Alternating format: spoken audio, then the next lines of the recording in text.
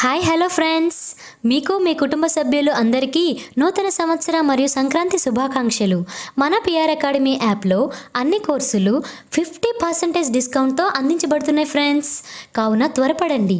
మేము అందించే కోర్సులు ఎస్ఎస్సి జీడీ ర్యాపిడ్ కోర్స్ 1000 రూపీస్ది కేవలం 500 రూపీస్ మాత్రమే friends. And SSC GD test series 500 రూపీస్ది 250K friends. And Telangana high court 1000 రూపీస్ది 500 రూపీస్కి మాత్రమే friends. And Telangana school assistant English 1500 రూపీస్ది 750K friends. And AP school assistant English 1500 రూపీస్ది 750K friends. And RRB NTPC 1000 రూపీస్ది 500K friends.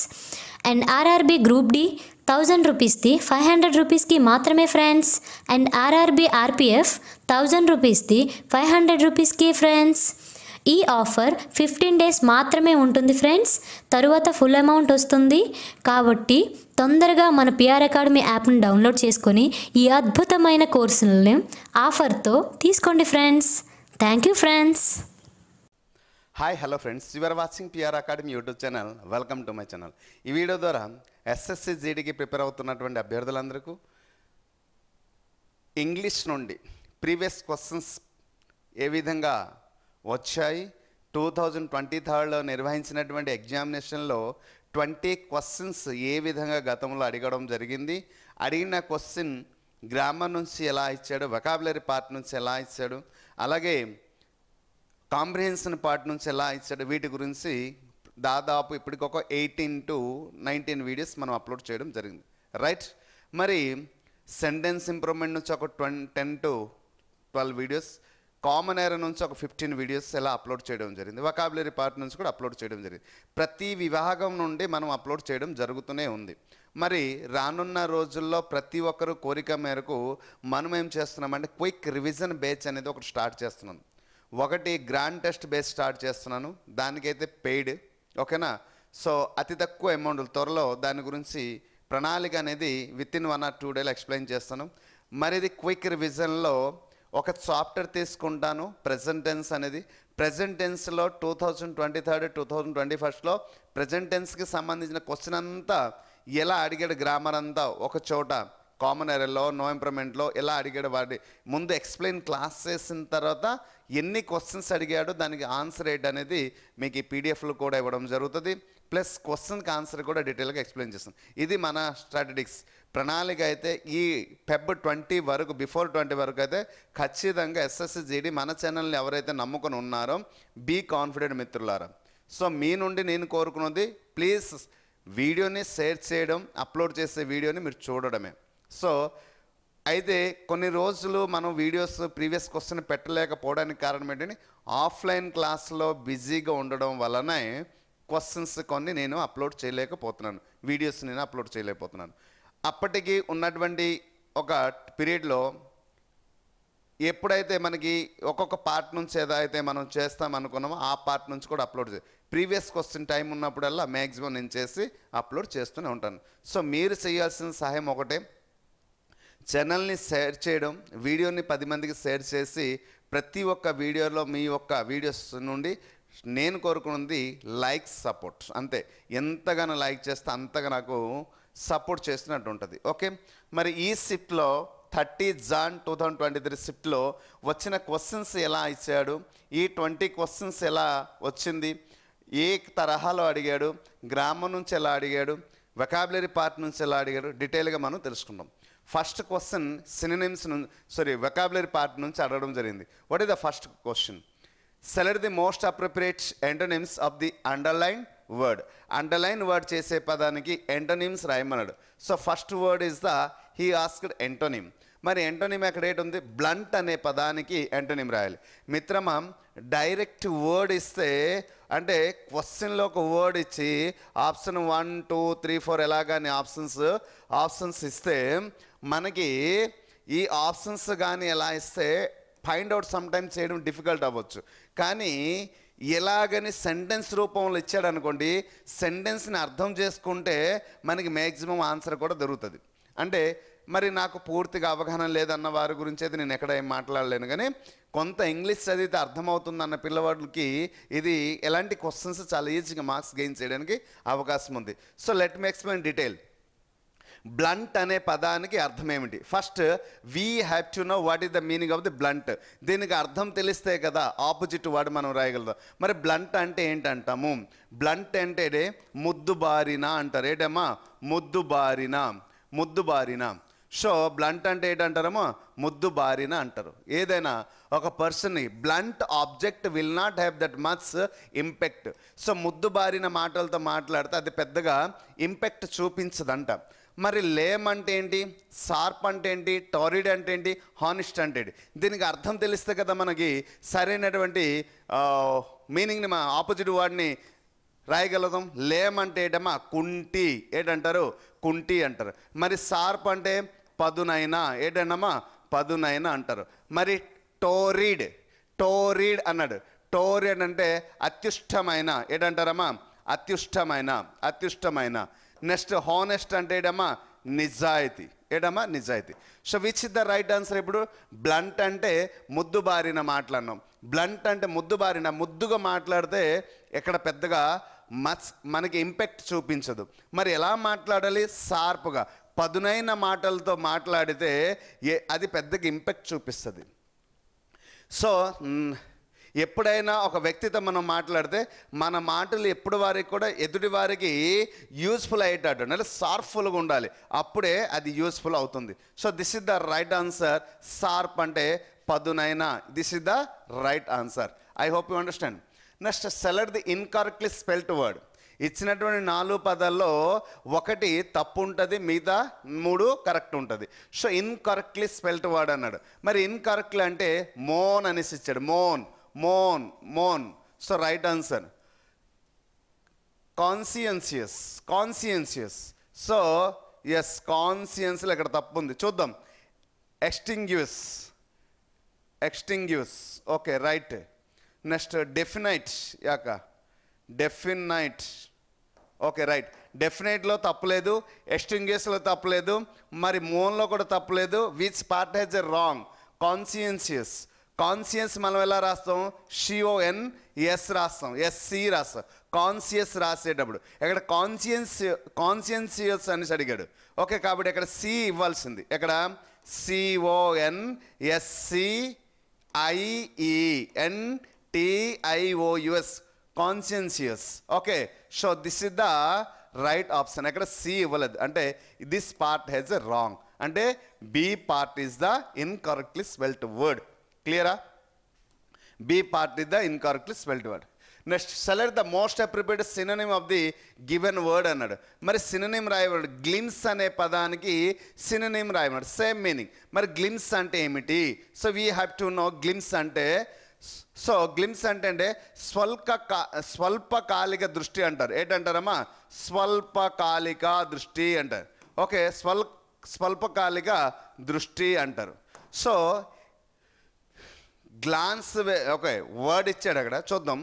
Glimpse అంటే స్వల్పకాలిక దృష్టి. దేనిపైన? స్వల్ప అంటే చాలా వాట్ ఇస్ కాల్డ్ అతి తక్కువ డ్యూరేషన్తో ఉన్నటువంటి దృష్టిని మనం ఏంటంటాం? వాట్ ఇస్ కాల్డ్ గ్లిమ్స్ అంటాం. మరి గాక్ అనేసి ఇచ్చాడు. మరి గాక్ అంటే అర్థం ఏంటి? అంటే సిగ్గుగల. ఏంటమ్మా? సిగ్గుగల, సిగ్గుగా చూడడం.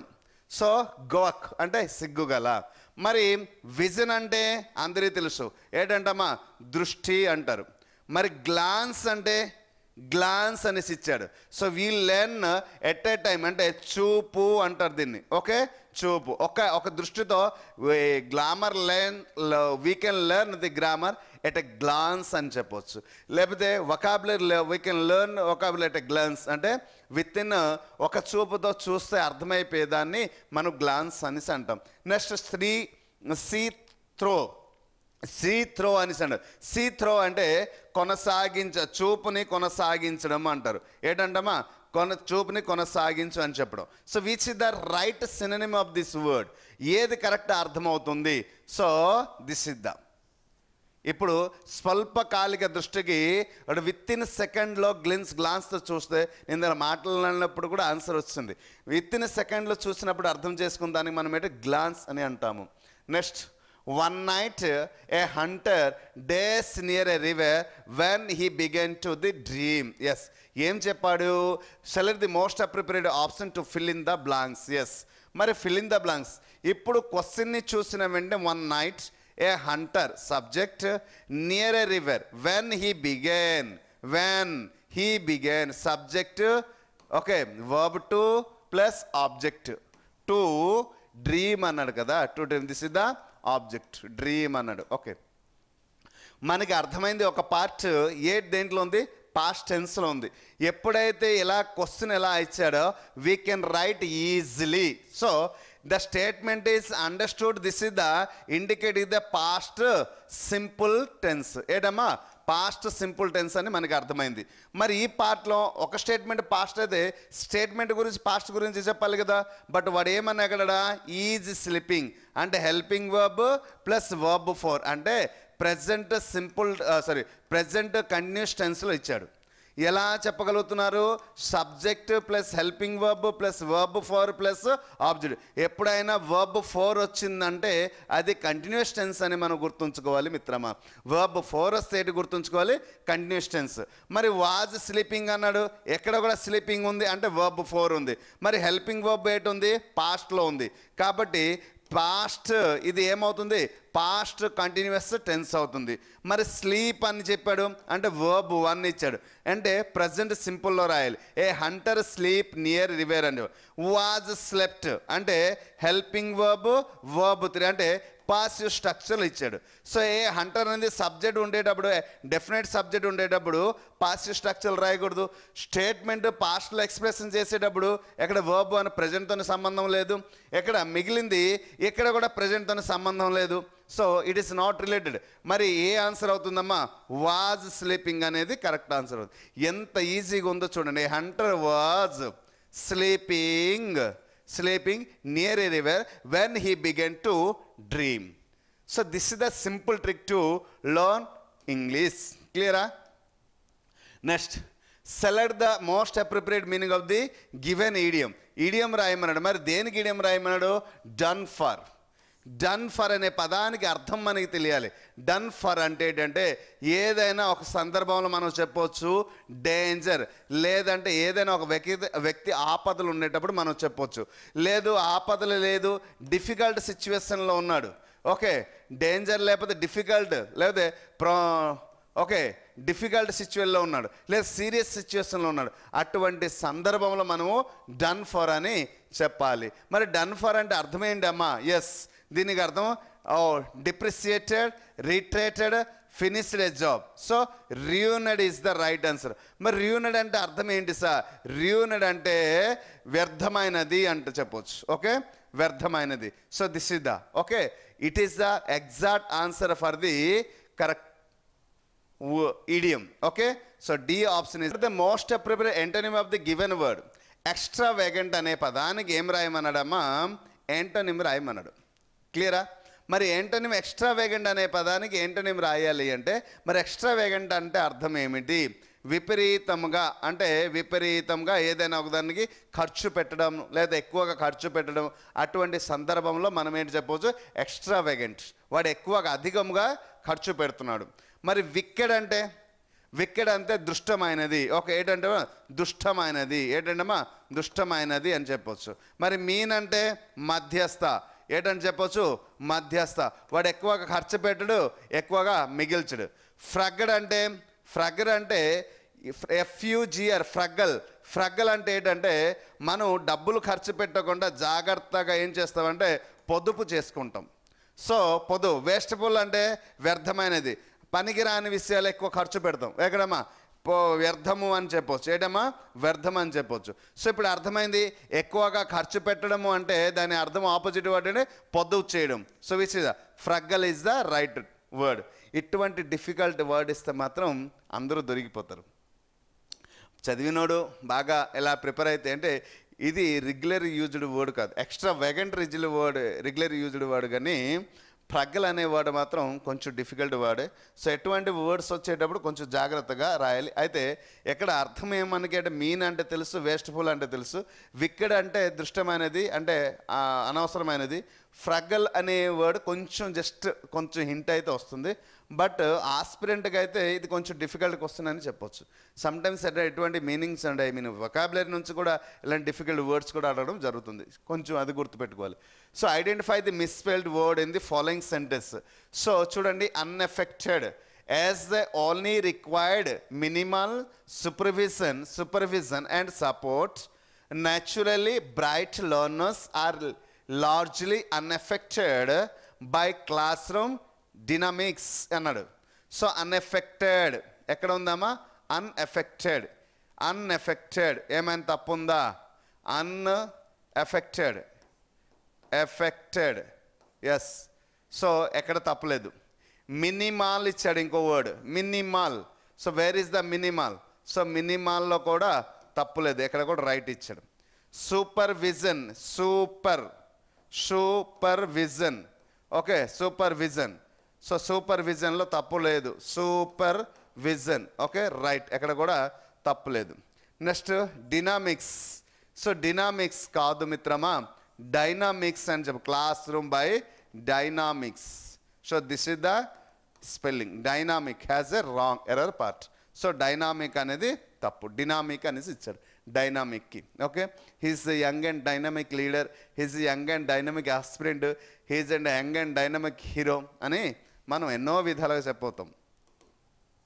Next, complete the sentence by choosing the most appropriate synonyms of the underline word.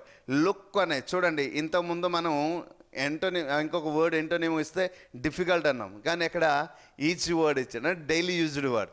మరి ఏమి ఇచ్చాడో, when you look at something you days it.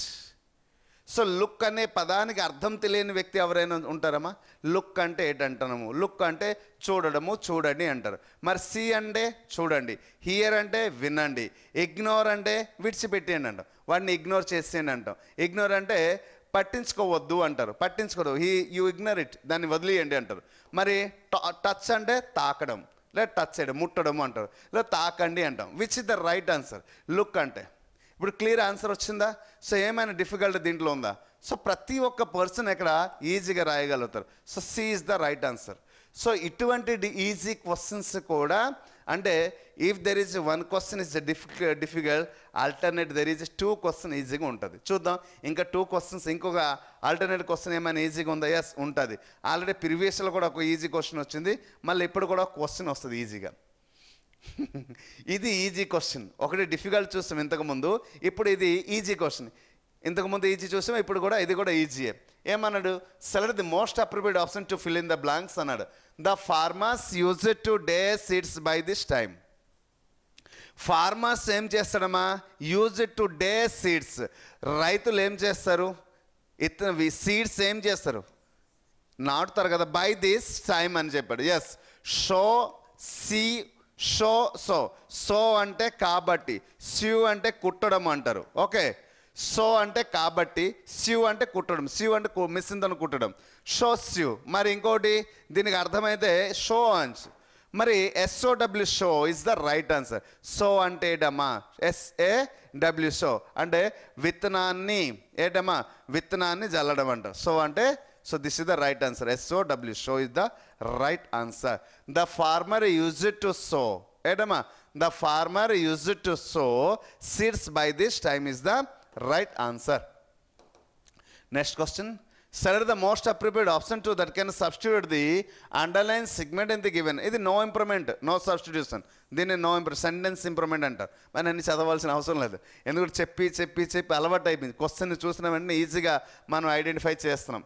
ఏంటి దీని ఒక ఉద్దేశం ఏంటంటే, ఆల్రెడీ సెంటెన్స్ ఇంప్రూవ్మెంట్లో దాదాపు 12 వీడియోస్ పైన చేసి పెట్టడం జరిగింది, కాబట్టి ఇది ఈజీ అవుతుంది. ఆస్పిరెంట్ మీకు ఈజీయే, నాకు ఈజీయే క్వశ్చన్ అర్థం చేయడం, తర్వాత ఆన్సర్ చేసుకోదాం.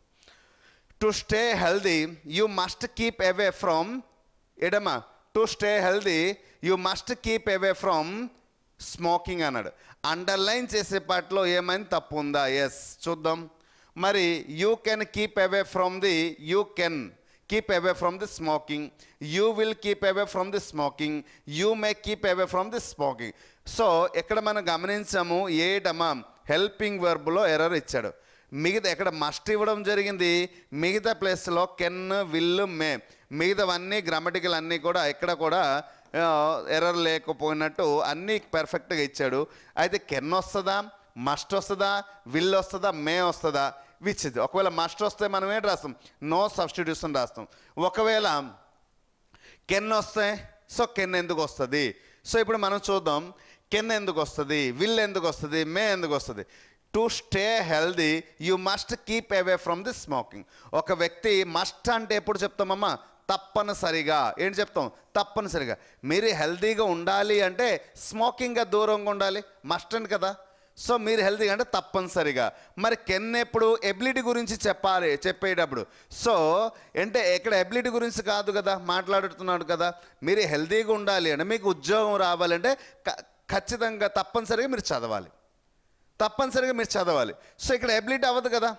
సో నీ ఎబిలిటీ ఎప్పుడు అవుతుంది, మీరు ఇంగ్లీష్లో మాట్లాడగలుగుతారా అంటే అప్పుడు ఎబిలిటీ అవుతుంది. సో కెన్ కాదు. విల్ ఎప్పుడు చెప్తాము, you will keep away from the, అంటే will and the future simple tense. అంటే ఇది ఎప్పుడు పెర్మిషన్ గురించి చెప్పేటప్పుడు కానీ, లేదు అంటే పొలైట్ రిక్వెస్ట్ గురించి చెప్పేటప్పుడు కానీ మనం చెప్తాం విల్. తర్వాత అది కూడా విల్ యూతో పాటు స్టార్ట్ చేస్తాం ఇంటర్వ్యూలో. మే అనేది పెర్మిషన్ కోసం చెప్పేటప్పుడు మనం ఉపయోగిస్తాం. So right, must is the right answer. ఎక్కడ ఎటువంటి తప్పు అయితే లేదు. You must keep away from smoking. If you want to achieve a job you must keep away from what, unnecessary things. ఆ పనికి రానివి కొన్ని వాటి నుంచి నువ్వు దూరంగా ఉండాలి. సో అటువంటి సందర్భంలో మనం ఏం చెప్తాం, మస్ట్ అని చెప్తాం. సో మస్ట్ అయినా రావచ్చు, షుడ్ అయినా రావచ్చు, రెండిట్లో ఏది ఇచ్చినా రైట్ ఆన్సర్. సో ఇక్కడ no substitution is the correct answer. In the blanks with the correct homophones. ఈ మధ్య కాలంలో మనం చూస్తుంటే ఈ హోమోఫోన్స్ నుంచి క్వశ్చన్ ఈ మధ్య కాలంలో అంటే 2023లో నంబర్ ఆఫ్ టైమ్స్ క్వశ్చన్స్ అడిగాడు. అంటే నేను ఇప్పటికొక 20 PY questions previous year questions చూస్తే దాంట్లో దాదాపు ఇప్పటికి 10 to 12 క్వశ్చన్స్ వచ్చాయి. దేని నుంచి, హోమోఫోన్ హోమోనిమ్స్ నుంచి. అంటే 2021లో ఈ హోమోఫోన్స్ హోమోనిమ్స్ వెయిటేజ్ ఇవ్వలేదు, అడగలేదు. కానీ 2023లో ఇచ్చాడు కాబట్టి ఈ 2024లో ఇవ్వచ్చు, ఇవ్వకపోవచ్చు. సో ఇస్తే మీరు కొంచెం ఈజీగా మార్క్స్ గెయిన్ చేయడానికి అవకాశం ఉంది. కాబట్టి దీనిపైన కొంచెం ప్రత్యేకమైన దృష్టి సారించండి. సో హోమోఫోన్స్ హోమోనిమ్స్ చాలా ఈజీ కాబట్టి.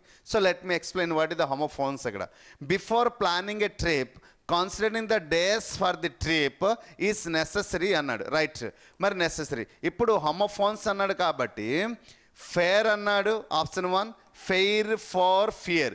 ఫేర్ అంటే ఏంటారమ్మా, ఛార్జీలు అంటారు. ఏంటమ్మా, ఛార్జీలు అంటే.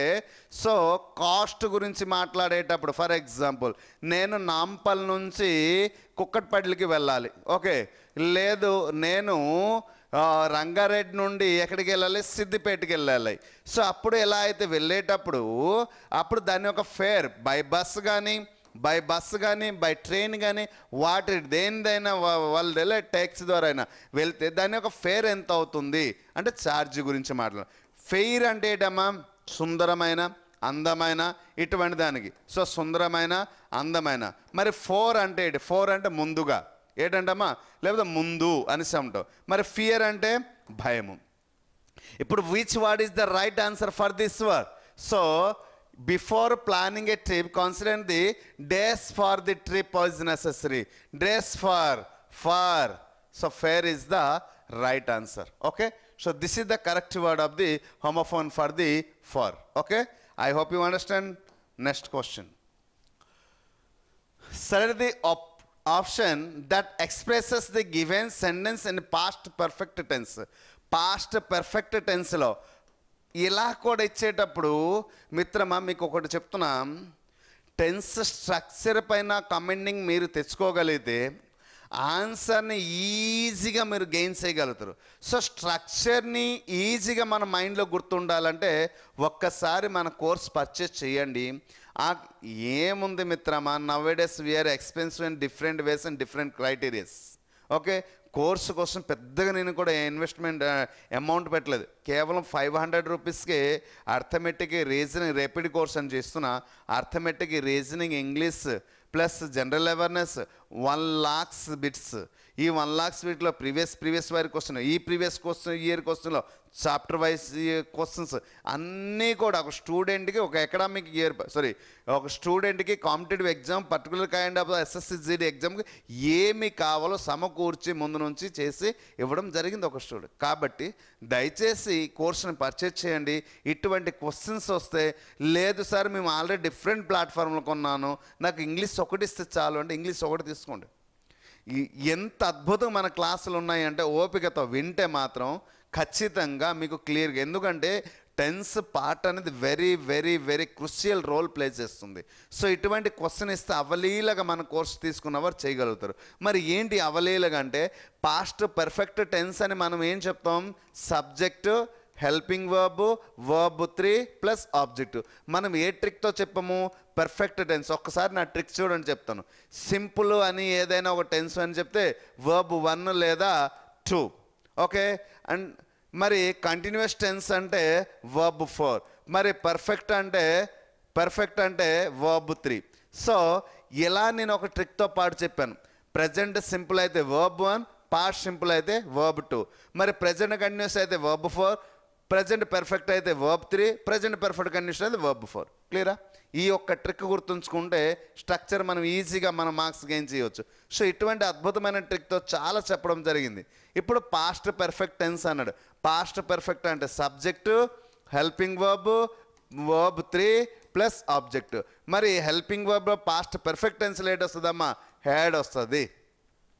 వర్బ్ ఎన్నో రూపంలో ఉండాలి అంటే సబ్జెక్టు ఉండి, హ్యాడ్ ఉండి, వర్బ్ 3 ఉంటే సరిపోతుంది. సో రైట్, మరి ఎక్కడ పాస్ట్ పర్ఫెక్ట్ టెన్స్ అన్నాడు, రైట్.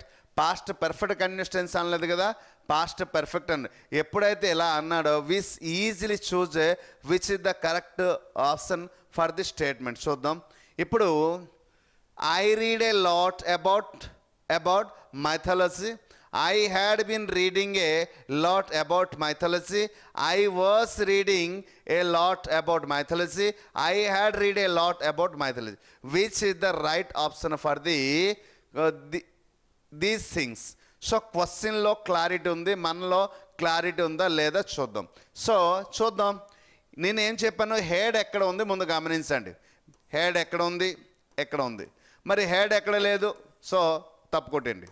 వాజ్ అనేది మరి ఒకసారి డీటెయిల్గా చెప్పండి సార్. ఐ అనేది సబ్జెక్టు, వాజ్ అనేది హెల్పింగ్ వర్బ్, రీడింగ్ అనేది verb 4 plus object.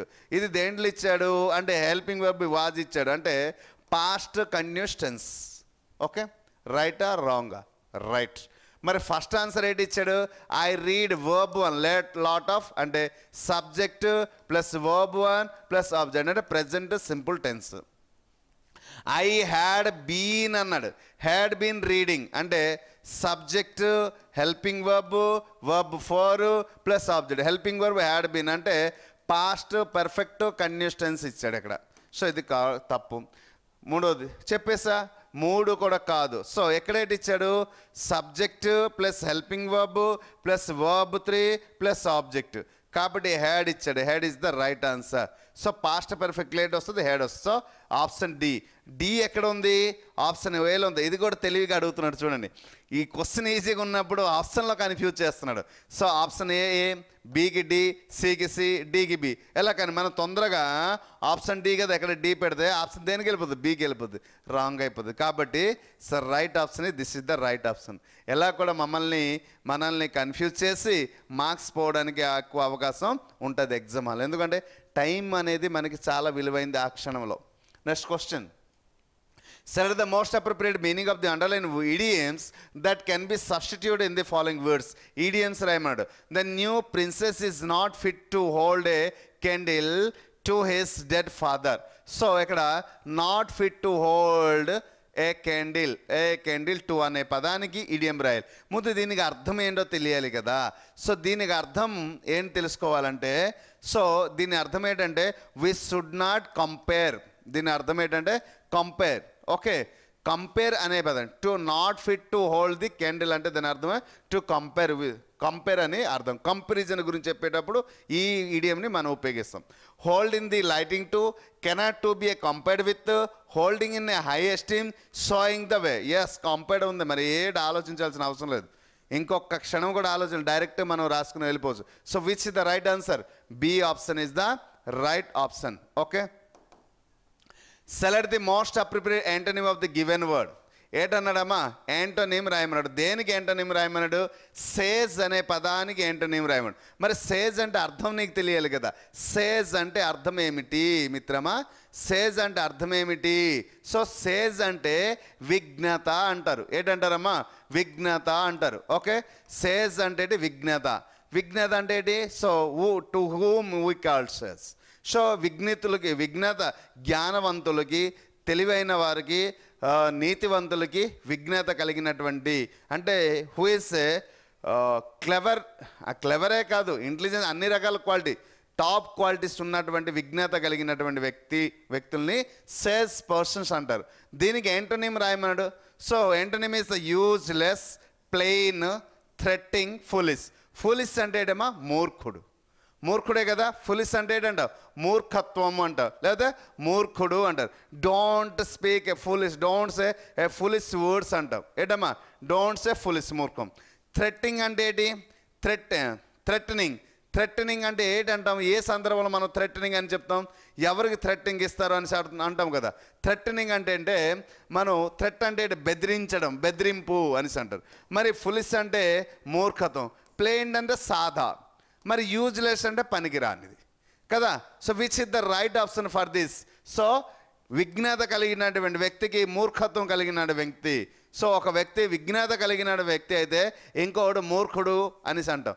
So clever, foolish. So this is the right option. Friends, next question చూడండి. So this question is belongs to the no substitution. అందరికీ తెలిసిందే. డైరెక్ట్గా మన క్వశ్చన్కి వెళ్దాం. ఎందుకంటే నో సబ్స్టిట్యూషన్ క్వశ్చన్ పదే పదే చేసి మనకి దీనిపైన అవగాహన ఉంది. The entire economic has been effected by the rivers rights on the in the states. Yes, has been effected అనే పదంలో ఏమైనా తప్పు ఉందా? ఆప్షన్ చూద్దాం. No substitution, has been affected, have been affected, have been affected. Yes, before going to detail analyst, just ఇంత చమత్కారమైనటువంటి question ఇలా example ఇస్తాడనేసి ఎవడు ఊహించలేము. ఏటి చమత్కారం ఈ క్వశ్చన్లో?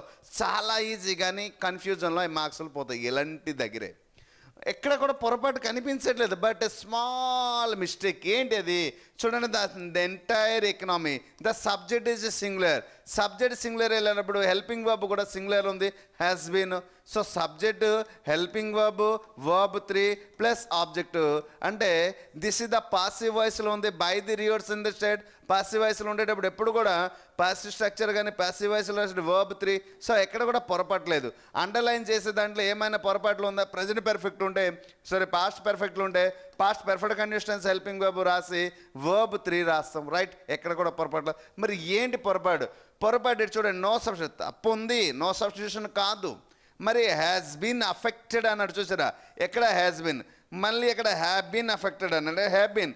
సార్ క్వశ్చన్లో ఏమైనా తప్పు ఉందా? లేదు. మరి తప్పు లేదు, ఆన్సర్ ఎలా తప్పు ఉంది? జస్ట్ చూసారా? Affected, affected, affected. ఇది సింగులర్ కాబట్టి ఇక్కడ సింగులర్ హెల్పింగ్ వర్బ్, ప్లూరల్తో పని లేదు. ఒకవేళ ఇది ప్లూరల్ అయి ఉంటే హ్యావ్ బీన్ ఎఫెక్టెడ్ ఈ రెండిట్లో. మరి ఏంటి sir? This is the right answer. వాడు ఏమి అన్నాడు? స్పెల్లింగ్ చూడండి, ఎఫెక్టెడ్ అన్నాడు. So affected. So this is the right answer. So spelling mistake ఎక్కడ ఇచ్చాడు చూసారా? Affected is the, has been affected. మరి హ్యావ్ బీన్ అఫెక్టెడ్ ఒకవేళ రైట్ ఆన్సర్ ఇచ్చుండే, ఇది ప్లూరల్ అయి ఉంటే this is the right answer అవును, అఫెక్టెడ్. ఎఫెక్టెడ్ అర్థంకి అఫెక్టెడ్కి there is a lot different. అందుచేత స్పెల్లింగ్ పరంగా ఇక్కడ రాంగ్ ఇచ్చి ఏమైనా తప్పు ఇచ్చాడా అన్నాడు. ఇంత అంటే క్వశ్చన్ మనం ఏంటంటే as this is the right, ఎక్కడ ఏంటి తప్పలేదు, మనం డైరెక్ట్గా వెళ్ళిపోతాం ఏంటంటే నో సబ్స్టిట్యూషన్. ఎందుకంటే ఇది సింగులర్, ఇది సింగులర్ అయింది, okay everything is correct, affected, okay by the affected, everything is correct. అంటే ఎగ్జామ్ హాల్లో మనం ఎంత కాన్సన్ట్రేషన్ పే చేయాలో చూడండి. క్లియరా? సో మనం ఎగ్జామ్ హాల్లో తొందరగా ఉంటాం, ఎందుకంటే టైం చాలదు కాబట్టి ఇలా నో సబ్స్టిట్యూషన్కి వెళ్ళిపోతాం. కానీ క్వశ్చన్లో మాత్రం చూసిన వెంటనే మనకు అర్థమైంది, సో ఇంత ఆలోచింపచేసే క్వశ్చన్ ఇది అనేసి. చిన్నదే కానీ ఆలోచింపచేసగలిగినది. సో ఇప్పుడు చూద్దాం పాసెస్. ఈ మధ్య చాలామంది అడుగుతున్నారు మిత్రమా, so cloze test sir explain చేయండి. మనకి 2021లో అయితే క్లోజ్ టెస్ట్ ఇచ్చాడు, కానీ 2023లో ఓన్లీ పాసెస్లే ఎక్కువ ఇచ్చాడు మిత్రమా. Okay, let me explain detail. Okay, వీడియోల తర్వాత చెప్దాం. The great depression was a severe days economic depression in the decade. Days was a severe days economic అన్నాడు. So city wide, world wide, state wide, nation wide. So the great depression was severe days economic depression in the days అని చెప్పాడు. So world war II ప్రపంచం మొత్తం చెప్తే మనం answer ఏంటి చెప్పవచ్చు? World wide అని చెప్పవచ్చు. అంటే పాసెస్ మొత్తం చదివితే ఆన్సర్ ఈజీగా వస్తుంది. నేను షార్ట్గా చదివేసి ఆన్సర్ చెప్పేస్తున్నాను. సో మీరు వెళ్ళేటప్పుడు మాత్రం ప్యాసేజ్ మొత్తం ఒకసారి చదివితే మీకు ఆన్సర్ ఈజీగా వస్తుంది. వరల్డ్ వైడ్ ఎకనామిక్ డిప్రెషన్ వెళ్ళడం జరిగింది. Okay, right option. Next question చూడండి అమ్మా. Next question, in the decade days world war II in the most countries the depression. Days world war అన్నాడు. Precedings and succeedings. Which is the right option? ఇక్కడ which is the right option is A preceding is the right answer. Okay, preceding అనేసి వస్తుంది అమ్మా. ఏంటమ్మా? B option. Okay, preceding. మరి what is the preceding అంటే ముందుగా. Okay, pre అంటే ముందు కదమ్మా. ప్రీ అంటే ఇది. ఎక్కడ ప్రో అన్నాడు, ఎక్కడ రిసీడింగ్ అన్నాడు, ఎక్కడ ప్రో అన్నాడు, ఎక్కడ ప్రీ, ఎక్కడ సక్సెడింగ్. ప్రీ అంటే ముందుగా. Okay, so this is the right option. క్లియరా? ముందుగా. నెక్స్ట్, ముందుగా. preceding world war. In most countries the depressed days about 1920 and lasted until the late 1930 or early 1940. So in the countries depression days in about 20 started, followed, ended, proceeded. Which is the right option? So which is the right option ante em cheptamamma. So in the most countries the depression started about, so which is the started is the correct. Started in the about 1922 అనేది right option అవుతుంది. Follow అవ్వరు, proceeded అవ్వరు, ending కూడా అవ్వదు. Okay, next question. Fourth question ఏమన్నాడు చూద్దాం. Okay, in the 21st century the great depression is commonly used as an example of how far the world's economic and days అన్నాడు. How the world's economic can what? Back track అవుతుందా, slip అవుతుందా, decline అవుతుందా, negate అవుతుందా? Which is the right option? So which the back track అయితే అవ్వదు, ఎందుకంటే the world's economic and back track అవ్వదు, slip అవ్వదు, negate. So yes, decline. Decline అంటే అర్థం ఏంటి సార్? క్షీణత అంటే తగ్గిపోవట. డిక్లైన్ అంటే తగ్గిపోతుంది. Okay, so this is the right option. Next question చూద్దామమ్మా. Next question. Economic historians usually dates the start of the Great Depression to the sudden what? Devastating another. Okay, collapse of the US stock market price on 29 October 1929. So usually dates assign attributa, emblema, merita. So which is the right answer? Attribute, assign, merit. So right answer is attribute. Edama, attribute. Attribute అంటే తక్షణమే. Okay, attribute the start. So this is the right answer. మరి first one ఏం చెప్పాము? The great depression was several days economic అని చెప్పాం. Okay, world wide economic. ఏటమ్మా? World wide economic. Depression in the decade days అని చెప్పడం జరిగింది. Preceding ఏంటి చెప్పామమ్మా? Preceding. Okay, preceding. Next, world war. In the most countries the depression started. Edama, start in about 1922 last until. Next, for the world's economic and days, edu cheppamu decline cheppadam jarigindi. Edama, decline. So these are the passes in the what? Previous year questions passes ఎలా ఇవ్వడం జరిగింది. Clear? So this is the ఈ పేపర్లో మీరు గమనించారా, question అయితే maximum out of 20లో 19 question మోడరేట్గానే ఉంది, మరీ అంత డిఫికల్ట్ కాదు. గ్రామర్ పరంగా అయితే డెడ్ ఈజీగా ఉంది, వెకాబులరీ పరంగా అయితే ఒక 2 క్వశ్చన్స్ అయితే డిఫికల్ట్గా ఉన్నాయి. పాసెస్ కూడా చాలా ఈజీగానే ఉంది, మరీ అంత డిఫికల్ట్. అందుకు పాసెస్ అయితే మోడరేట్, గ్రామర్ అయితే డెడ్ ఈజీ, వెకాబులరీ కూడా ఈజీ. ఒక్క క్వశ్చన్ ఇచ్చాడు డిఫికల్ట్. అంటే ఒక స్టూడెంట్ ఎలాంటి పేపర్ షిఫ్ట్లో వస్తే మ్యాక్సిమం ఎన్ని క్వశ్చన్స్ అటెంప్ట్ చేయగలుగుతారో తెలుసా? మన కోర్స్ పర్చేజ్ చేసి ప్రిపేర్ అయిన వాడైతే మినిమం 15+ చేయగలుగుతాడు. I have a confident ఆపన్ them. 15 marks, 15 అంటే 30 మార్క్స్ మిత్రమా, 30+ ఈజీగా వచ్చే అవకాశం ఉంది. ఒక యావరేజ్ స్టూడెంట్, మరి కొంచెం బాగా చదివే స్టూడెంట్కి అయితే ఇంకా తిరిగి చూడవసరం లేదు, 1, 2 పోతాయి తప్ప. అంటే ఆ 35+ వచ్చే మార్క్స్ వచ్చే అవకాశం ఉంటుంది. సో ఇప్పుడు మీరు చేయాల్సింది ఏంటి? కోర్సు తీసుకుంటారా లేదా, వాట్ ఈస్ కాల్, అది మీ ఇష్టం. మీ దానికి మీ యొక్క ప్రిపరేషన్ ప్లానింగ్ అయితే నేను విడిచిపెట్టేస్తున్నాను. కానీ వీడియోస్ మాత్రం ఖచ్చితంగా స్కిప్ చేయకుండా బిగినింగ్ నుండి ఎండింగ్ వరకు క్లియర్గా చూడాలి. మిత్రమా చూడండి, అనేక రకాలమైన వీడియోస్ చూస్తాం మనం. ఇటువంటి వీడియోస్ చూడడం వల్ల మనకేమవుతుందంటే ప్రీవియస్ ఇయర్ క్వశ్చన్స్ ఎంత బాగా మనం చూస్తే ఫ్యూచర్ క్వశ్చన్ అంత బాగా చేయగలుగుతాం. సో అందుచేత నా రిక్వెస్ట్ ఏంటంటే ప్రీవియస్ ఇయర్ క్వశ్చన్ పైన ప్రత్యేక దృష్టి వహించండి. సో అందరికి హెల్ప్ఫుల్ అవుతుంది. So it's my small request. కానీ మిత్రమా, it is my small request. నేను ఎంతగానో మీకోసం ఎఫర్ట్ పెడుతున్నాను కాబట్టి నా కోసం మీరు చేయాల్సింది ఒకటే, లైక్ చేయడం, వీలైతే కామెంట్ చేయడం. ఇంకా నా మీద అభిమానం, మన ఛానల్ మీద అభిమానం పెంచుకుంటే వీలైతే షేర్ చేయండి. అది చాలు మీరు ఇచ్చే సపోర్ట్. నేను ఎల్లవేళలా మిమ్మల్ని గుర్తుంచుకోవడానికి. మీకు ఇంగ్లీష్ నుంచి మంచి మార్క్స్ రావాలి, ఈసారి మీరు జాబ్ కొట్టాలి. నేను కోరుకుంది అది ఒకటే. I hope you understand clearly. Thank you everyone. Okay, మళ్ళీ ఫర్దర్ వీడియోలో మళ్ళీ కలుద్దాం. Okay, thank you. Hi friends, మీరు ఇక్కడ నా ఛానల్ ఫస్ట్ టైం విజిట్ చేస్తుంటే ఇప్పుడే కింద ఉంటుంది red colour subscribe button click చేయండి. పక్కన వచ్చేటువంటి బెల్ ఐకాన్ క్లిక్ చేస్తే నేను అందించే లేటెస్ట్ అప్డేట్ మీరు ఎప్పటికప్పుడు నోటిఫికేషన్ ద్వారా పొందగలరు ఫ్రెండ్స్. అలాగే నా యాప్ని కూడా డౌన్లోడ్ చేయండి ఫ్రెండ్స్. Thank you.